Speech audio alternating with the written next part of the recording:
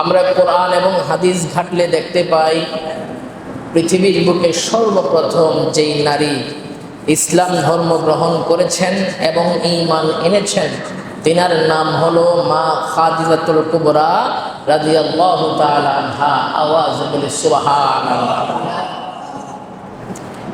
বর্তমান যুগে মা খাদিজাতুল কুবরা রাদিয়াল্লাহু তাআলা আনহাকে নিয়ে বলা অত্যন্ত জরুরি মনে করছি।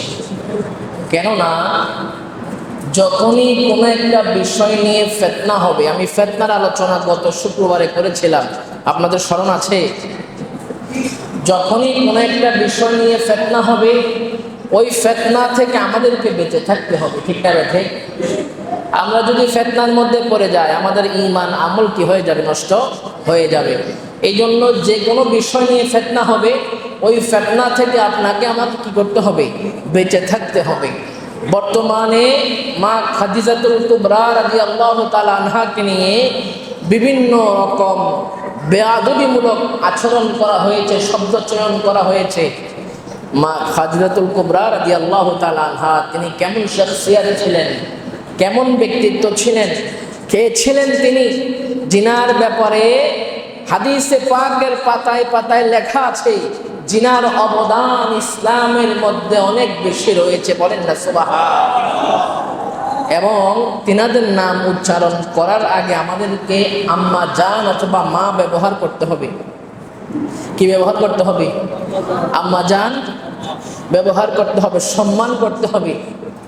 কারণ কিতাবের মধ্যে পাওয়া যায় মা খাদিজাতুল কুবরা রাদিয়াল্লাহু তাআলা আনহা তিনি অনেক বড় ধনাঢ্য পরিবারের সন্তান ছিলেন, অনেক ধনী ব্যক্তি ছিলেন। তিনার যুগে মক্কার জমিনে এত বড় ধনী মানুষ আর কেউ ছিল না। কিন্তু তিনার শেষ সময়ে ইন্তেকালের আগ মুহূর্তে দেখা যায়, ইতিহাস সাক্ষী দেয়, তিনি কাপড় পরিধান করে না, কাপড় তিনি টুকরা তালি দিয়ে পরেছেন। আল্লাহু আকবার বলেন না, আর মহব্বত আল্লাহু আকবার। তিনার ইতিহাস যখন আমরা বলবো, তিনার নামটা যখন ইসলামের সর্বপ্রথম ইমানদার নারী মুসলমান হিসাবে আসে, পাশে তিনাকে ধনী বলতে হয়, ধনী ধনী অনেক বড় উচ্চ পরিবারের মানুষ ছিলেন। কিন্তু ইন্তেকাল মোবারকের আগে ইতিহাস বলে তিনি এমন জামাও পরিধান করেছেন যে জামার মধ্যে তালিযুক্ত জামা তিনি পরিধান করেছেন। নিজের ধন সম্পদ সকল কিছু ব্যয় করে দিয়েছেন আমার নবীর কদমে, বলেন না সুবহানাল্লাহ। আর একটু মহব্বতে সুবহানাল্লাহ বলেন। যিনারা এত কষ্ট করে আমাদের পর্যন্ত ইসলামকে পৌঁছে দিয়েছেন, তিনাদের নাম নিতে খুব হুঁশিয়ার, খুব সতর্ক। কারণ এমন কিছু শব্দ আছে যে শব্দ আপনি উচ্চারণ করলে আপনার ঈমান মাইনাস হয়ে যেতে পারে, ঈমান চলে যেতে পারে। এই জন্য যেগুলা ঈমানের ব্যাপারে কিছু জিনিস রয়েছে, এগুলো উচ্চারণ করতে বলতে গেলে খুব হুঁশিয়ার থাকতে হবে, খুব সতর্ক থাকতে হবে। আপনি সতর্কতা অবলম্বন না করলে আপনার কি হয়ে যাবে? ঈমান চলে যাবে।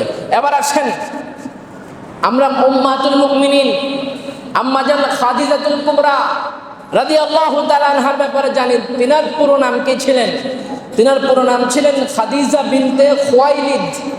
খাদিজা বিনতে খুয়াইলিদ। তিনার বংশ কি ছিল? কুরাইশ বংশের এক সম্মানিত ধনী পরিবারের মানুষ ছিলেন তিনি। সুবহানাল্লাহ বলেন। তিনার জন্মস্থান কোথায় ছিলেন? মক্কাতে তিনার জন্ম হয়েছে। এবার আসেন তিনার বিবাহ কার সাথে হয়েছে? রহমাতুল্লিল। আমরা বিবাহের ইতিহাস বলবো একটু আগে, তার আগে একটু পরিচয়টা বলে নেই, তিনি কেমন মানুষ ছিলেন। তিনার যখন শাদী মোবারক হয় আমার নবী কামলিওয়ালার সাথে, তখন তিনার বয়স ছিল 40 বছর। কত বছর? 40 বছর। আর আমার রাহমাতুল্লিল আলামিন নবীজির বয়স ছিলেন 25 বছর। সুবহানাল্লাহ, আরো জোরে সুবহানাল্লাহ। তিনি আমার নবীর সাথে শাদী মোবারক হওয়ার পরে তিনার ঘরে কারা কারা জন্মগ্রহণ করেছেন, তিনার সন্তান কারা কারা, এক নম্বরে হচ্ছে কাসেম, 2 নম্বরে হচ্ছে জৈনব, 3 নম্বরে হচ্ছে রুকাইয়া, 4 নম্বরে হচ্ছে উম্মে কুলসুম, 5 নম্বরে হচ্ছে ফাতেমাতুজ জাহরা রাদিয়াল্লাহু তাআলা আনহা, 6 নম্বরে হচ্ছে আব্দুল্লাহ। সুবহানাল্লাহ। এই 6 জন তিনার সন্তান। এবং আজকে আমরা তিনার নাম নিতে গেলে কোনো আদব কায়দা আমরা রাখি না, কিন্তু আমার নবী কামলিওয়ালা যখনই মা খাদিজাতুল কুবরা রাদিয়াল্লাহু তাআলা আনহার নাম নিতেন, তিনি এভাবে বলতেন খাদিজাতুত তাইয়্যিবা তাহেরা। বলেন না সুবহানাল্লাহ। খাদিজা পুত এবং পবিত্র। আওয়াজে সুবহানাল্লাহ বলবেন না? আর মহব্বতে সুবহানাল্লাহ বলেন। এবার আসেন তিনার ব্যাপারে আমার নবী কামলিওয়ালা হাদিসে পাকের মধ্যে কি বলছে? বুখারী এবং মুসলিম শরীফের হাদিস। নবীজি আমার বলছে, দুনিয়ার নারীদের মধ্যে সেরা কয়জন নারী আছে? এর মধ্যে একজন হলো মরিয়ম বিনতে ইমরান, আরেকজন হলো আসিয়া যিনি ফেরাউনের স্ত্রী, আরেকজন হলো খাদিজা বিনতে খুয়াইলিদ রাদিয়াল্লাহু তাআলা আনহা, আরেকজন হলো ফাতেমা বিনতে মুহাম্মদ সাল্লাল্লাহু আলাইহি ওয়াসাল্লাম। আওয়াজে সুবহানাল্লাহ বলেন। আমার নবীজি বলছে পৃথিবীর বুকে 4 জন নারী আছে সবার থেকে সেরা। এর মধ্যে খাদিজা রাদিয়াল্লাহু তাআলা আনহা আছে না নাই? যে বলেন আছে না নাই? শুধু তাই নয়, নবীজি আমার হাদিস বর্ণনা করেছেন, বুখারী শরীফের মধ্যে আছে। আমার নবীজি বলছে আমার খাদিজাকে আমার মাধ্যমে আল্লাহ জিবরাইলকে দিয়া সালাম দিয়েছে। সুবহান, আরো জোরে সুবহানাল্লাহ। এবং বলেছে খাদিজার জন্য জান্নাতের মধ্যে আমি ঘর নির্মাণ করেছি। আরো জোরে সুবহানাল্লাহ বলবেন না? ওই খাদিজাতুল কুবরা রাদিয়াল্লাহু তাআলা আনহা আমাদের আম্মা জান, তিনাদের ব্যাপারে আমরা শব্দ ব্যবহার করতে খুব সাবধান, খুব সাবধান। এবার আসেন মা খাদিজাতুল কুবরা রাদিয়াল্লাহু তাআলা আনহা, তিনার অবদান ইসলামের মধ্যে কেমন? আমার নবীজি কামলিওয়ালার চাচা যান আবু তালেবের কাছে যখন আমার নবী কামলিওয়ালা ছিলেন, হঠাৎ করে আবু তালেবের বংশের মধ্যে, পরিবারের মধ্যে অভাব নেমে আসলো। কি নেমে আসছে? মানুষের দিন কি সবসময় একরকম যায়নি, কোনো সময় ভালো যায়, কোনো সময় খারাপ যায়। আপনারা আমার কথা বুঝতেছেন? নবীজি আমার তিনার চাচা যান আবু তালেবের ঘরে যখন ছিলেন, হঠাৎ করে ঘরের মধ্যে অভাব নেমে আসলো। আসার পরে নবীজি চাচা যান আবু তালেব তিনি আমার নবী কামলিওয়ালাকে ডাক দিয়ে বলছে, ভাতিজা আমার মুহাম্মদ সাল্লাল্লাহু তাআলা আলাইহি ওয়াসাল্লাম, বলে তোমার তো এখন উপযুক্ত একটু বয়স হয়েছে, তুমি এক কাজ করো, কোনো দিকে একটু কাজের সন্ধান করো। নবীজি বলতে ঠিক আছে, সমস্যা নাই, আমি কাজের মধ্যে কি করব? অংশগ্রহণ করব। কারণ আমার নবীজির প্রত্যেকটা কাজ আমাদের জন্য কি শিক্ষা? বলেন না, আমাদের জন্য কি শিক্ষা? আচ্ছা বলেন তো, নবীজি কি নামাজ পড়ার কোনো প্রয়োজন ছিল? বলেন না, প্রয়োজন ছিল? নবীজি কি হজ করার কোনো প্রয়োজন ছিল? কিন্তু হাদিস বলে নবীজি এমন ভাবে নামাজ পড়তেন পাগুলো ফুলে যাইতেন। সুবহানাল্লাহ বলবেন না? বলে নবীজি এমন ভাবে নামাজ পড়তেন পাগুলো ফুলে যাইতেন। আমার নবী যদি আল্লাহর কাছে বলতো, আল্লাহ তুমি জান্নাতের যত খাবার আছে আমার ঘরের সামনে মজুদ করে দাও, সম্ভব কিনা? বলেন না, সম্ভব কিনা? কিন্তু হাদিস আমাদেরকে বলে নবীজি এই কথা বলেন নাই, কিন্তু 5 দিন 7 দিন 10 দিন খাবার না খেয়ে থেকেছেন। আল্লাহু আকবার বলবেন না? এটা কি আমাদের জন্য শিক্ষা না? এটা আমাদের জন্য বড় শিক্ষা। নবীজি চাইলে আল্লাহর কাছে প্রার্থনা করতে পারতেন, ও আল্লাহ জান্নাতের যত ভালো ভালো খাবার আছে আমার কামরার সামনে, আমার হুজরার সামনে মজুদ করে দেন। কিন্তু নবীজি সেটা বলে নাই। নবীজি আমাদেরকে শিখিয়েছেন যে তোমরা কি করো? কাজ করো, কাজ করো, কাজের মধ্যে অংশগ্রহণ করো, ব্যবসা বাণিজ্য করো। এই শিক্ষা আমাদেরকে নবীজি দিয়ে গিয়েছেন। তো আমার নবী কামলিওয়ালা চাচাদানকে বলছো, চাচা সমস্যা নাই, আমি কাজের মধ্যে অংশগ্রহণ করব এবং মাস শেষে এবং দিন শেষে যে হাদিয়াটা পাবো সেটা আমি আপনার পরিবারের মধ্যে কি হব, সম্পৃক্ত হব। আওয়াজে বলেন না সুবহানাল্লাহ।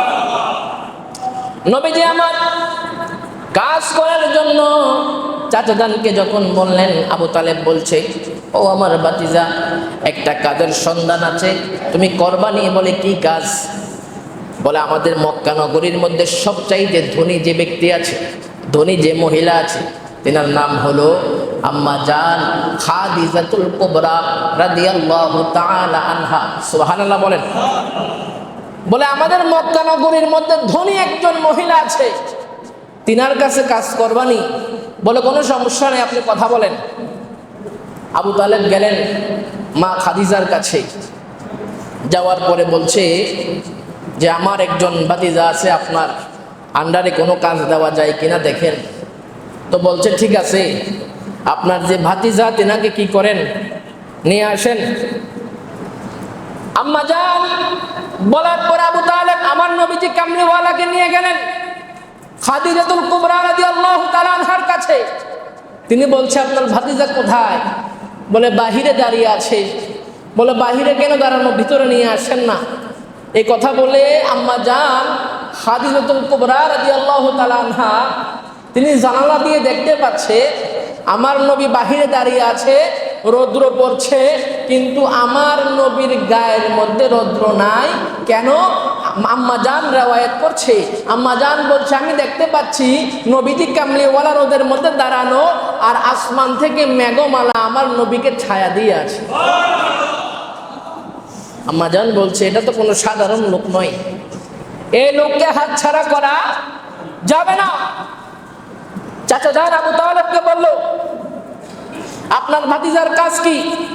বলে আমার ব্যবসায়িক কাফেলা সফরে যাবে, তিনার দায়িত্বে আমি কোথায় পাঠাবো? ব্যবসায়িক কাফেলা পাঠাবো, তিনাকে পারবে কিনা জিজ্ঞাসা করেন। আমার নবী বলতে ঠিক আছে, পারবো, কোনো সমস্যা। ব্যবসায়িক কাফেলা দিয়ে আম্মা জান খাদিজাতুল কুবরা রাদিয়াল্লাহু তাআলা আনহা আমার নবীকে পাঠিয়ে দিলেন। আমার নবীজি কামলিওয়ালা ব্যবসায়িক কাফেলা নিয়ে চলে গেলেন। যাওয়ার পরে ব্যবসায়িক লেনদেন করলেন এবং যে লভ্যাংশ ছিল এটা এনে মা খাদিজাতুল কুবরা রাদিয়াল্লাহু তাআলা আনহার কাছে বুঝিয়ে দিলেন। বলেন সুবহানাল্লাহ। তিনার সাথে সফর সঙ্গী যারা ছিল তিনারা আম্মা জানকে এসে বলতেছে, আম্মা জান একটা অলৌকিক ঘটনা ঘটেছে। বলে কি ঘটনা? বলে আমরা যখন কাফেলা নিয়ে যাই তখন একটা আশ্চর্য ঘটনা দেখলাম। বলে কি ঘটনা দেখেছেন? বলে যে আমরা দেখলাম আপনি যে লোককে আমাদের সফর সঙ্গে আমাদের প্রধান করে পাঠিয়েছেন, আমরা দেখতে পাচ্ছি ওই লোকটা যেখানে কদম রাখে ওই জায়গাটা তুলার মতো নরম হয়ে যায়। বলছে শুধু তাই নয়, দেখলাম আমাদের শরীর রোদের মধ্যে ঘামে ঝরঝরিত হয়ে গেল, কিন্তু এই যে লোক আপনি পাঠিয়েছেন আমাদেরকে প্রধান বানিয়ে, ওনার শরীরের মধ্যে এক ফোঁটা রোদ আসে না। বলে কেন? বলে দেখলাম মেঘমালাগুলা তিনার মাথার উপরে ছায়া দিয়ে আছে। শুধু তাই নয় ও আম্মা জান, আরো সংবাদ আছে। বলে কি সংবাদ? বলে যে তিনি যখন রাস্তা দিয়ে হাঁটে গাছপালা তরুলতাগুলা তেনাকে কি করে? সুবহানাল্লাহ বলবেন না?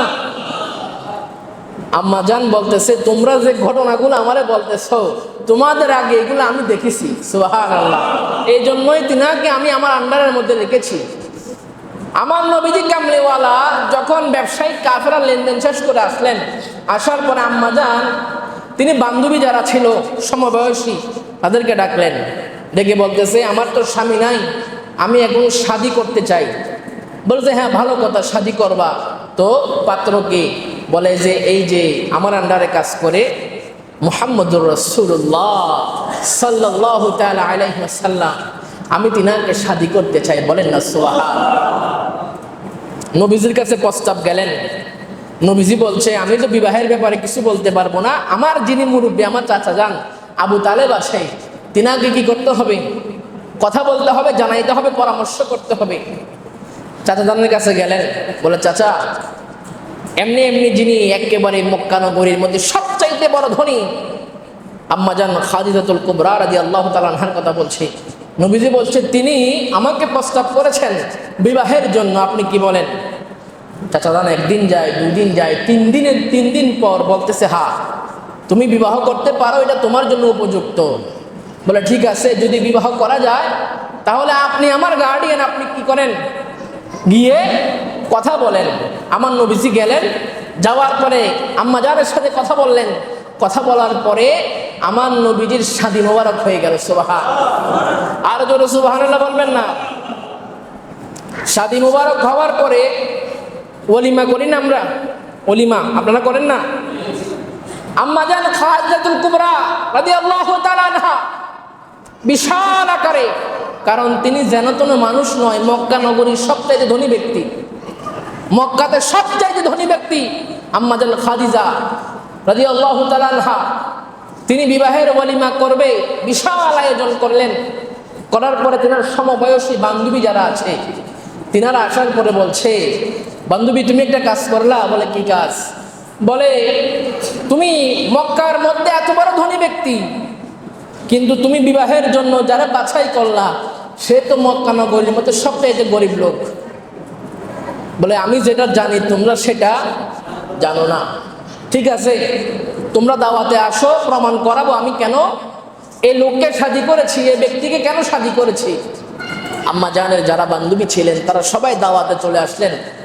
আসার পরে আম্মা জান খাদিজাতুল কুবরা রাদিয়াল্লাহু তাআলা আনহা তিনি মেহমানদেরকে বলছে, দাঁড়ান, খাবারের আগে কিছু প্রশ্ন আছে। বলে কি প্রশ্ন? বলে তোমরা যে আমারে বলেছিলা যে তুমি মক্কার সবচাইতে ধনী ব্যক্তি, কিন্তু বিবাহের ক্ষেত্রে বাছাই করলা মক্কার সবচাইতে গরিব মানুষকে, কারণ কি? এটা জবাব আজকে আমি দিব। বলে কি জবাব? বলে আমি তোমাদেরকে প্রশ্ন করতে চাই, মক্কার বুকে সবচাইতে দামি বংশের নাম কি? বলে কুরাইশ বংশ। বলে আমার নবী কামলেওয়ালা কুরাইশ বংশের। বলে মক্কার মধ্যে সবচাইতে দামি গোত্রের নাম কি? বলে হাশিমি গোত্র।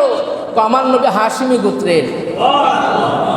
বলে মক্কার মধ্যে সবচাইতে বিশ্বস্ত ব্যক্তির নাম কি?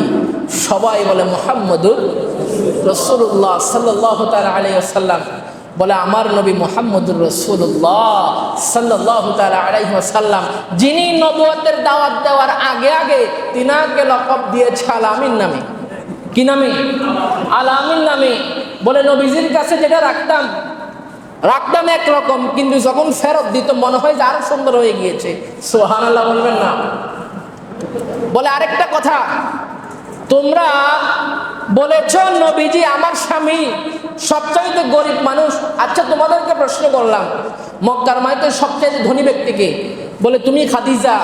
বলে আজকে আমি তোমাদের সকলকে সাক্ষী রেখে, আসমান জমিন আর সময় আল্লাহ সকলকে সাক্ষী রেখে আমি বলতে চাই, আমি খাদিজাতুল কুবরা রাদিয়াল্লাহু তাআলা আনহা যত সম্পদ আছে, ধনভাণ্ডার আছে, সকল কিছু আমার নবীজির কদমে আমি দিয়ে দিলাম। এবার প্রশ্ন করলেন, বলো মক্কার মধ্যে সবচেয়ে ধনী ব্যক্তিকে? বলে মুহাম্মদুর রাসূলুল্লাহ সাল্লাল্লাহু তাআলা আলাইহি ওয়াসাল্লাম। আওয়াজে বলেন না সুবহানাল্লাহ। এটা হলো আম্মা জানের ইতিহাস। আম্মা জানের ইতিহাস, যিনার ইতিহাস সাক্ষী দেয় শুরুতে তিনার নাম যখন আসে, ইসলামের মধ্যে সবচেয়ে প্রথম ইমানদার মুসলমান যে নারী ইসলাম ধর্ম গ্রহণ করেছে আম্মা জান খাদিজাতুল কুবরা রাদিয়াল্লাহু তাআলা আনহা। এবং তিনি অনেক বড় ধনী ব্যক্তি ছিলেন। আর ইন্তেকালের আগের অবস্থা দেখেন, তিনার জামার মধ্যে তালি ছিল, তালিযুক্ত জামা তিনি পরিধান করতেন। এবং আম্মা জান আমার নবীকে নিয়ে অনেক কষ্ট করেছেন, সকল কিছু আমার নবীর কদমে কোরবান করে দিয়েছেন। এবং আমার নবী তিনার সম্পদগুলা কি করলেন? ইসলামের মধ্যে ব্যয় করেছেন। সুবহানাল্লাহ বলেন। এবং মা আয়েশা সিদ্দিকা রাদিয়াল্লাহু তাআলা আনহা থেকে হাদিস বর্ণনা, তিনি বলছে, মা আয়েশা সিদ্দিকা বলছে, আমার নবীজির আরেকজন স্ত্রী আম্মা জান বলছে যে আমি পৃথিবীর বুকে কাউকে আমি হিংসা করি না, কিন্তু যখন আম্মা জান খাদিজাতুল কুবরা রাদিয়াল্লাহু তাআলা আনহার নাম আসে আমি তিনার প্রতি আমার হিংসা হয়। বলে কেন? বলে নবীজি আমার যখনই তিনার নাম নিতে বলতেন, নবীজি আমার বলতেন খাদিজাতুল কুবরা তাইয়্যিবা তাহেরা। বলেন না সুবহানাল্লাহ। আমার নবী সব সময় তিনার নাম উচ্চারণ করার ক্ষেত্রে তৈয়বা এবং তাহেরা ব্যবহার করতেন। আমার নবীজি বলতেন তিনি পাক পবিত্র। সুবহানাল্লাহ বলবেন না? বলে আমার হিংসা হইতো, এবং তিনি নবীজি আম্মাজান খাদিজাতুল কুবরা রাদিয়াল্লাহু তাআলা আনহাকে সব সময় স্মরণ করতেন, সব সময় স্মরণ করতেন, ইন্তেকালের পরে সব সময় স্মরণ করতেন। এবং খাদিজাতুল কুবরা রাদিয়াল্লাহু তাআলা আনহা তিনি যখন ইন্তেকাল করবে, ইন্তেকালের আগ মুহূর্তে তিনি আমার নবীজির রান মোবারকের মধ্যে শুয়ে আছে। সুবহানাল্লাহ বলবেন না? শুয়ে শুয়ে কাঁদে। আমার নবী বলছে, খাদিজা তুমি কাঁদো কেন? বলি ইয়া রাসূলুল্লাহ, নবী গো আমার মনে হয় সময় শেষ হয়ে এসেছে। আমি আপনার কাছে একটা আবদার করতে চাই। বলে কি আবদার? বলে নবীজি আমি যখন ইন্তেকাল করব, আপনি আমার দুনিয়ার বাজারের কোনো কাপড় দিয়ে দাফন করিয়েন না। আমি আপনার একটা জুব্বা মুবারক ধুয়ে সুন্দর করে রেখে দিয়েছি। আমি খাদিজা যখন মারা যাব, আপনি এই আপনার জুব্বা মুবারক যেটা আপনি আগে পরিধান করেছিলেন, এই জুব্বা মুবারকটা দিয়ে আমাকে আপনি দাফন করিয়েন। বলেন আরো জোরে সুবহানাল্লাহ বলবেন না? নবীজি আমার বলছে, খাদিজা মক্কার মানুষ এটা কি বলবে? মক্কার মানুষ বলবে নবীজির স্ত্রীকে পুরাতন কাপড় দিয়ে দাফন করা হয়েছে। ও খাদিজা এটা করার দরকার নাই। আম্মা জান বলছে, ইয়া রাসূলুল্লাহ, নবী গো, হুজুর আপনি আমার শেষ ইচ্ছা আপনার এই পুরাতন জুব্বাটা দিয়ে, এই জুব্বা মুবারক দিয়ে আমি খাদিজাকে আপনি দাফন করবেন। বলেন নবীজি বলছে, ঠিক আছে তোমার যে আবদার আমি রাখবো। বলে ইয়া রাসূলুল্লাহ আরেকটা আবদার আছে। কি আবদার? বলে আমাকে যখন দাফন করা হবে এবং মুনকার নাকির যখন আমার সওয়ালের জন্য আসবে, ইয়া রাসূলুল্লাহ আমি খাদিজার সওয়াল জবাবটা আপনি নবীজি একটু দিয়ে দিয়েন। সুবহানাল্লাহ। আম্মা জান খাদিজাতুল কুবরা রাদিয়াল্লাহু তাআলা আনহা ইন্তেকাল করে ফেললেন। ইন্তেকালের পরে আমার নবীজি দাফন করার পর তিনার নিজস্ব জুব্বা মোবারক দিয়ে দাফন করলেন। করার পরে নবীজি কবরের পাশে এভাবে একটা লাঠি নিয়ে দাঁড়িয়ে আছে। অনেকক্ষণ হয়ে গেল, আমার নবী বাড়িতে যায় না। আমার নবীর চেহারায় এবার দোহা দিয়ে ঘাম মোবারক ঝরছে, টপ টপ করে ঘাম পড়ছে। একজন সাহাবী পিছন দিয়ে এসে বলে, ইয়া রাসূলুল্লাহ, নবী গো আপনাকে তো ঘামাচ্ছে, আপনি চলেন না, বাড়ির মধ্যে চলেন। বলে যে না, আমি খাদিজার কাছে ওয়াদা দিয়েছিলাম যে খাদিজাতুল কুবরা রাদিয়াল্লাহু তাআলা আনহার কবরের মধ্যে মুনকার নাকিরের সওয়ালের জবাব আমি নবীজি দিয়ে যাব। সুবহানাল্লাহ। বলে এজন্য আমি দাঁড়িয়ে আছি, মুনকার নাকির আসবে, সওয়াল করবে, আমি নবীজি জবাব দেব, তারপর আমি কোথায় যাব? হুজরার মধ্যে যাব। এই দিক দিয়ে আল্লাহ জিব্রাইলকে পাঠিয়ে দিলেন, ও জিব্রাইল যাও না, আমার বন্ধু নবীর কাছে বলে দাও যে তিনি কষ্ট করে এখানে দাঁড়িয়ে থাকার দরকার নাই, মুনকার নাকিরের যে সওয়াল জবাব আছে এটা আমার আল্লাহ দিয়ে দিয়েছে। সুবহানাল্লাহ। ওই রকম জাতে পাক আম্মা জান খাদিজাতুল কুবরা রাদিয়াল্লাহু তাআলা আনহা। বলেন না সুবহানাল্লাহ। আম্মা জানের কাহিনী আজকে বলার কারণ হলো, ইদানিং ৩-৪ দিন যাবত বাংলাদেশের এক অন্যতম পাগল আছে, পাগল যার মাথার মধ্যে ডিস্টার্ব। আমি এতদিন কারো নাম বলি নাই, আজকে বলতে বাধ্য হচ্ছে, তার নাম আমির হামজা। এ বেয়াদব কিছুদিন আগে আমার নবীর সাংবাদিকের সাথে তুলনা করেছিল। নাউজুবিল্লাহ বলেন না?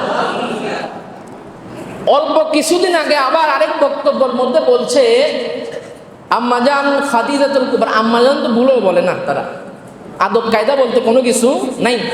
বলছে খাদিজাতুল কুবরা রাদিয়াল্লাহু তাআলা আনহা বলে তিনি জীবনে নামাজ পড়েন নাই, জীবনে রোজা রাখেন নাই, জীবনে হজ করেন নাই, এক ওয়াক্ত নামাজও পড়েন নাই।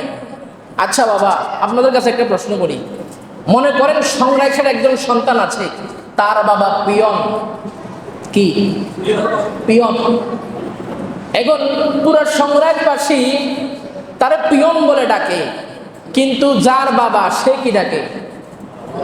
বলেন না, সে কি পিয়ন ডাকে? পিয়ন ডাকে। সংগ্রামের মধ্যে রিক্সাওয়ালা আছে না নাই? রিক্সাওয়ালার সন্তান আছে না নাই? রাস্তার মধ্যে মানুষ রিক্সাওয়ালারে কি ডাকে? রিক্সাওয়ালা ডাক দেয় না, এই রিক্সাওয়ালা এদিকে আসেন, সারা পৃথিবীর মানুষের জন্য সে রিক্সাওয়ালা। আপন সন্তান কি কখনো ডাক দিয়ে রিক্সাওয়ালা বলে? বলেন না। কারণ এটা বাবা, বাবা যেই হোক বাবাকে বাবা বলে সম্বোধন করতে হবে। ওই বেয়াদব, তার নাম আমির হামজা, এটা হারামজাদা। ওই বেয়াদব বলছে কি যে খাদিজাতুল কুবরা রাদিয়াল্লাহু তাআলা আনহা জীবনে এক ওয়াক্ত নামাজে ফরজ পড়ে নাই। আরে তখন নামাজে ফরজ হয় না, নামাজ পড়বে কোত্থেকে? নামাজ তখন ফরজ হয় নাই। তো এই কথা বলতে গেলে তো আরেকটা মাসালা টানতে হয়। ইসলামের প্রথম যুগে মদ হারাম ছিল না হালাল ছিল? আপনারা জানেন না? ইসলামের প্রথম যুগে মদ্যপান হালাল না হারাম? অসংখ্য সাহাবীরা মদ্যপান করেছেন। এটা কি হারাম নাকি হালাল হয়েছিল?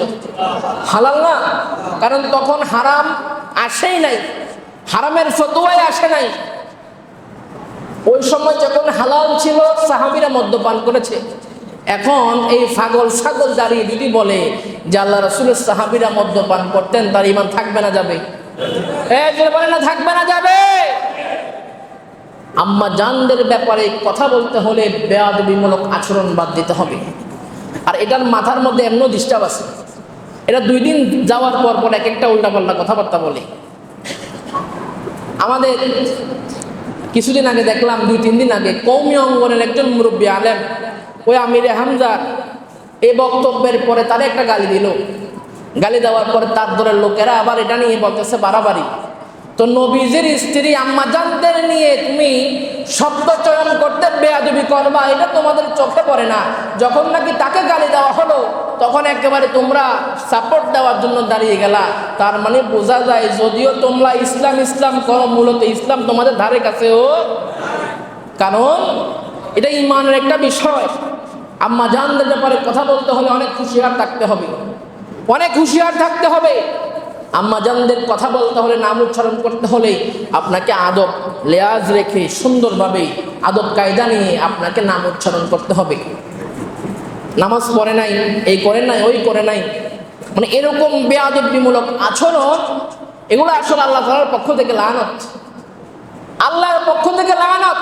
আল্লাহ দেখাই দিতেছে যে তারা মূলত একেবারে জবান দিয়ে ইসলাম ইসলাম ইসলাম ইসলাম করে, মূলত এগুলোর কাছে ইসলাম নিরাপদ। জাতি তো দূরের কথা, তার নিজের ইমান হেফাজত নাই, আর অন্যান্য জাতি অনেক দূরের কথা। এ পাগল রে অনতি বিলম্বে, তার বাড়ি মনে হয় কুষ্টিয়া, কুষ্টিয়া থেকে পাবনা মনে হয় বেশি দূর না, ঠিক না? তাহলে পাবনা মেন্টাল হসপিটাল আছে না একটা, ওই মেন্টাল হসপিটালের মধ্যে জরুরি বিভাগে রাখা দরকার। কারণ 2 দিন পর পর যে সমস্ত কথা এই পাগলের মুখ দিয়ে বাইর হয়, আর তার দলের লোকেরা এই 2 দিন পর পর আসে, এসে বলে কি, বলে যে মানুষ মাত্রই তো ভুল হতে পারে, মানুষ মাত্রই তো ভুল হতে পারে। কিরে ভাই, তোমরা যখন ভোট চাও, ভোটের বেলায় তো ভুল হয় না, নবীর ক্ষেত্রে ভুল হয়ে যায়, আম্মাজানের ক্ষেত্রে ভুল হয়ে যায়, তার মানে বোঝা যায় দুনিয়া ঠিক আছে, আখিরাত বরবাদ হয়ে গেছে। কারণ ইমানে ঘাটতি থাকলে এই সমস্ত কথা মুখ দিয়ে বাইর হয়ে যায়, ইমানের মধ্যে দুর্বলতা থাকলে এই সমস্ত কথা মুখ দিয়ে বাইর হয়ে যায়।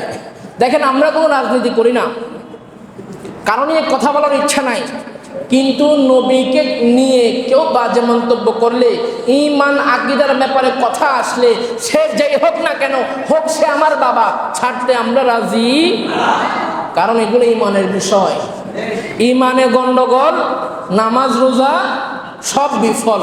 একটা গজল আছে না, এটা বাস্তব, এটা হাদিসের কথা। ঈমানকে যত নামাজ রোজা করেন, আপনার নামাজ রোজা কোনো কাজ হবে না। এই জন্য আমরা এই পাক পাঞ্জাতন মসজিদ থেকে তাকে হুঁশিয়ার করতে চাই, বারবার 2 দিন পর পর এক একটা করে তুমি এলোমেলো কথাবার্তা বলবা, এটা বাংলাদেশের সুন্নি মুসলমান কখনো সহ্য করবে না।